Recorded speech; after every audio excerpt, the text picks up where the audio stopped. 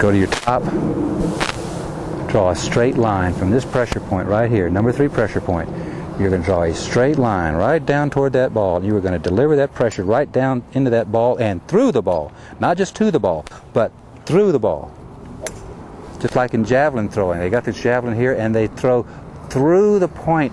They're pushing through the point of the javelin. They're going all the way through the point. Well, you're going through the aiming point. As if, you know, there was no release at all. Just boom. Your right arm continues to drive. Or in this case, centrifugal force continues to drive. You're swinging that hip. Still, I continue to make that motion. Wow. I mean, could you see the difference there? Yeah. Isn't that something? So mentally, you're able to draw that line, that straight line of thrust. See, when we talk about this baseline, the baseline of the plane, we can do when we got this right forearm and the number 3 pressure point, the meaty part of the right forefinger. We can do 2 things with this right forearm, and they both accomplish similar objectives. One thing we can do is trace along the line this way. That keeps the shaft along the line. Let me do this for your camera. So if you got a straight line baseline, you're coming this way. You're tracing right down that line. The right forearm is driving all the time, driving toward that baseline here, right out into here. So you're tracing along the line, and that's bringing that club head down, out, and forward through the ball, then back up and in. The other thing you can do, and that's a way of delivering the club head into the ball along the delivery line, the plane line. The other thing has to do with the path of the hands down the face of the plane.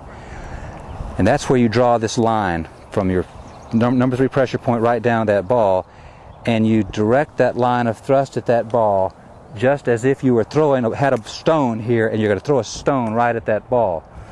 Now, interestingly, you wind up doing the same thing. As you're coming down that line, you're tracing. I mean, that's happening, but you're not thinking about it.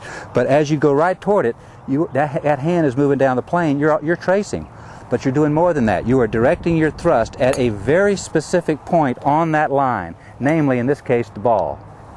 In sand shot, it might be a little behind the ball. So, but you're coming right down that plane. So this is the delivery path of the hands as opposed to the delivery line of the club. You can't do both at the same time, or you can't monitor both at the same time. So in my case, I go back and forth. I'll monitor tracing a lot, then I'll monitor that straight line thrust a lot. I find myself sometimes just going too deep and taking, pork chop type divots, and I'll know that now maybe I'm getting a little too steep or whatever, and I'll go back to tracing. So I go back and forth, but at the end of the day, the most important one is that straight line thrust toward the ball. So what we're talking about here then, summarizing, is the delivery path of the hands. The right forefinger gets loaded at the top with your start down with the stone you're going to throw. That's the club head lag, and you take it right straight through the aiming point, right. And that's where you're going to get your greatest shots, your greatest compression.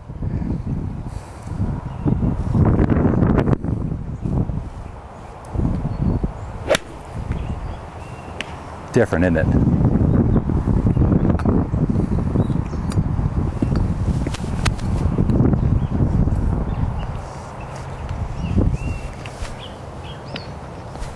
Where's your target? Same flag. Yellow flag. Mm-hmm.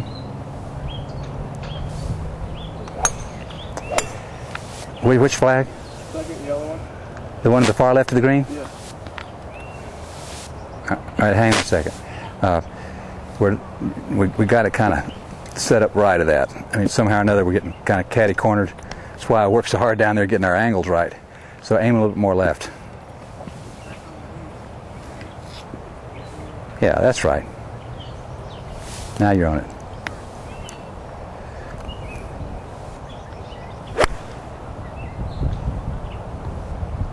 Very nice.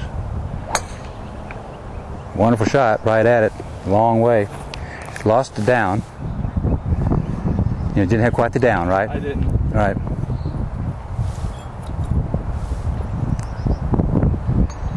And a lot of times it's not there just because it's not there. It just was that intention wasn't there.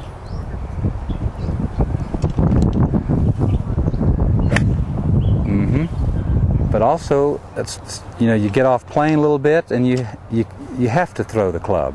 So then you can't go down anymore. Or you take too big a divots, you start chunking it, because you just totally lose the plane.